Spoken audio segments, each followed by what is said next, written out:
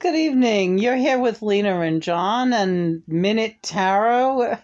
Interesting subject came up tonight. Christopher was just in here talking to us about something that happened, quite a few years ago, maybe 20 years ago. It was when we first got married. It was our first Christmas together as man and wife, Lynn and Christopher, right? And tonight's card is the Four of Pentacles. And the Four of Pentacles stands for someone who is very stingy, not just monetarily, but someone who is very stingy with their emotions and who refuses to let go of grudges and to loosen up and admit when they are wrong. Okay. So we're talking about Christopher's mother, right? So I want to tell the story. All right, so John's going to tell the story. Everything looks pretty, honey. The altar looks really pretty. Thank you. So it was Lena's first Christmas with Christopher as his wife. They had been together a couple of years, and then they got married, right? And just prior to Christmas, Lena got a puppy. ELLIE JAYNE, right? Little corgi, German Shepherd mix, little peanut of a puppy. Yeah, she was the cutest little puppy. Yeah, great big fat giant feet and like a little slippery seal. She was the cutest little corgi puppy you ever saw. Yeah, and grew into the cutest little doggy you ever knew. And she's here tonight. Yes, ELLIE is here tonight. Go ahead.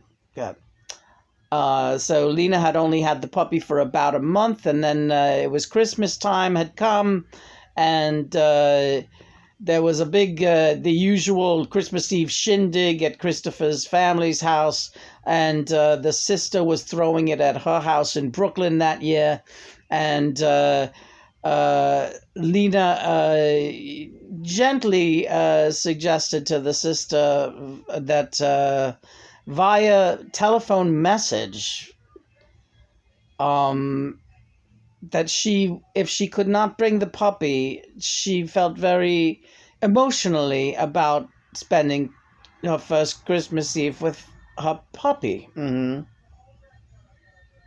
there's absolutely nothing wrong with that.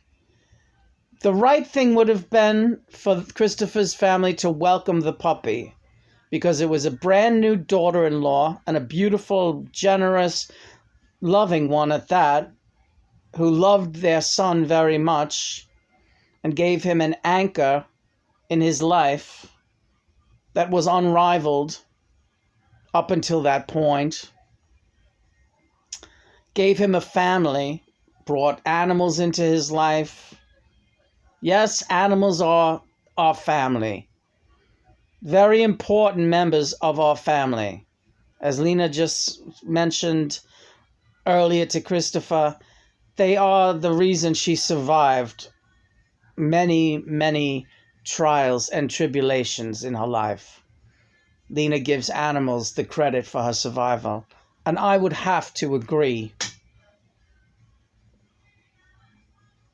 Anyway, the reaction against Lena by the mother-in-law, Christopher's mother, was so violent as to it being like a demon out of hell. Spewing anger, vitriol, and hatred for anyone that would dare to want to bring a puppy to her wonderful Christmas event, this white trash Christmas event. The puppy would have been the classiest thing at this event. Aside from Lena, of course. Thank you, John. Well, I'm glad Christopher brought that up tonight, because this was something that ties in perfectly with the Four of Pentacles. When Christopher recently reminded his mother of this incident and of Lena having feelings, Christopher's mother's response was, "Oh, bullshit. Bullshit on her. She doesn't have any feelings. She was just trying to ruin my wonderful family Christmas with a puppy. She was trying to take attention away from me and my family with her blasted puppy. No one takes attention from me. Christmas is my big time of year because I'm a big 80-year-old baby who needs to believe in Santa Claus once a year. And have everyone gather around me and tell me how great I am because it's Christmas time and I'm the greatest Christmas nettie that ever existed. Oh, gee. Listen, we talked about Crunchies earlier too. We can make new Crunchies episodes. There's nothing wrong with that. Yeah, well, Crunchies was a direct hit on that whole crazy clan.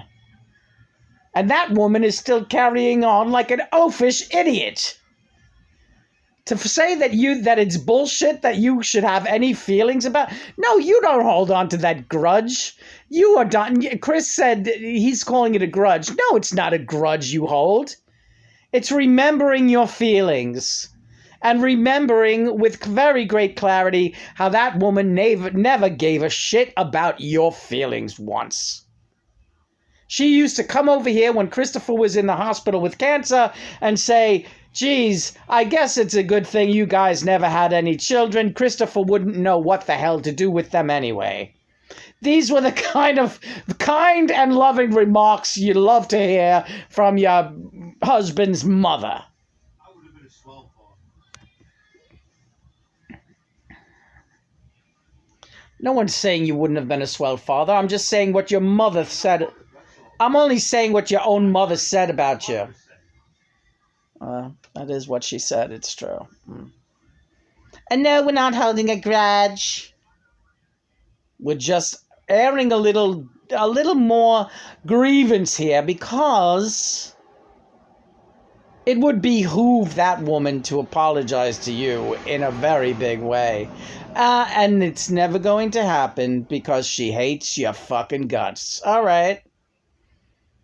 Thanks, John. That's great to know.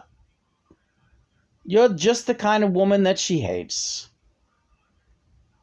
A lively, vivacious, attractive, fun, interesting, intelligent, extraordinary woman. And she hates you. So don't expect her to change because she will hold a 747. Yeah. It's an 18. Don't expect her to ever change because she's not going to. And the story that Christopher just came in here to tell you about her screaming bullshit about you having any feelings about a puppy is your icing on the cake. And the game is not over. It's going to get more interesting in the days to come. Yeah. Wait for it. Wow, John, this is some interesting, Four of Pentacles. I always took the Four of Pentacles to mean, that you shouldn't be stingy with, giving, to charity and being, seeing where you could give and exactly. Seeing how you can volunteer and make the world a happier place. All that woman ever did was, when she talked about Uncle Bruce, was say, he never did anything for anybody. That was her big thing about her brother-in-law. He never did well, listen, I'm still waiting to see what she's doing for everyone. What are you doing for everyone out there, lady?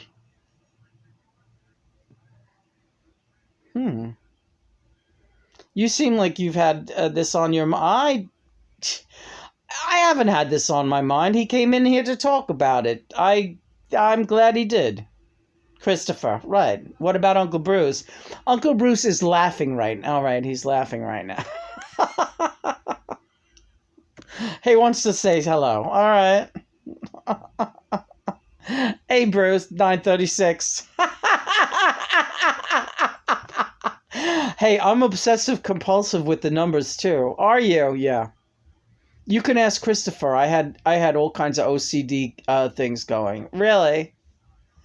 Did your uncle have a lot of OCD, Chris? What's that? Uncle Bruce, did he have a lot of OCD? He's saying that you would testify that he had a lot of OCD. I guess so. He had certain. Yeah, he knows I had issues. He's got OCD too. You have OCD too, Chris. Whatever. I don't care. Uncle Bruce. Yeah, he doesn't care. That's all right. I didn't care either. But you see what happens. It builds up and you get sick. That's all. I just want to warn you. You get yourself sick with that crap, Chris. Uncle Bruce is telling Chris to not get himself sick with the OCD. Uncle Bruce is also telling you that you play too much solitaire. Yeah. You should be doing some more artwork, Chris, or something else. Because in the long run, that solitaire is not going to be helpful to you. Yeah, and that's something he gets from his mother, too. Right. Does your mother still play a lot of solitaire? I don't know what she does. Aside, you don't know what she does aside from cursing me out. Hey, I don't wish bad on anybody, and I really don't. But John has been encouraging me to be open about my feelings. So, this is, I guess, we're just talking about our feelings tonight. And that did break my heart to have to leave little baby Ellie home on a Christmas Eve, our first Christmas together, to lock her up in a cage. I remember it was very nasty weather. We had to drive out to Brooklyn. There was a lot of traffic. It took a long time to get there. It took a super long time to get home after an interminably long party over there, which was really boring and shitty. And I was depressed. And Chris's grandmother was there, and she kept asking me about the puppy. And she was asking me why didn't I bring the puppy. And Christopher's mother was sitting there with like a smirk on her face and acting like she didn't know why I didn't bring the puppy. Acting like she didn't do anything. She was not instrumental in the least in me not bringing the puppy. So yeah, it was a horrible first Christmas with my new husband and my new puppy who had to be left home in a cage. And it makes me sad to this day, but everything worked out after that because then, she had a wonderful, beautiful life and she was okay. She didn't know any differently. She was just a puppy.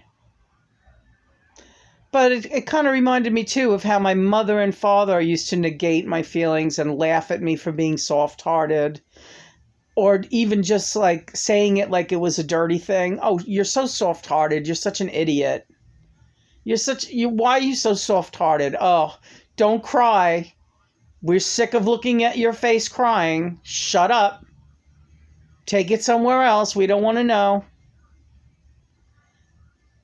Usually over an animal. In fact, it was almost always over an animal that I either couldn't have or couldn't save, or that my father had killed.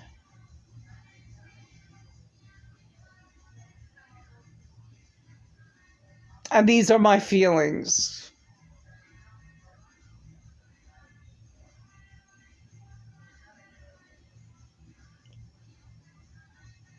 I feel sad.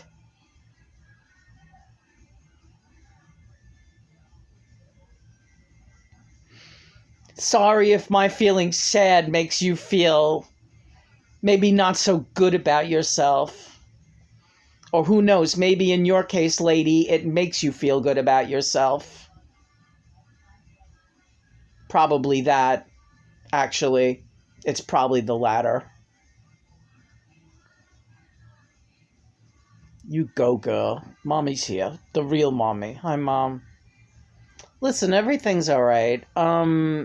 Don't get yourself worked up into a lather. It's all coming together. But we do think you should start doing crunchies again.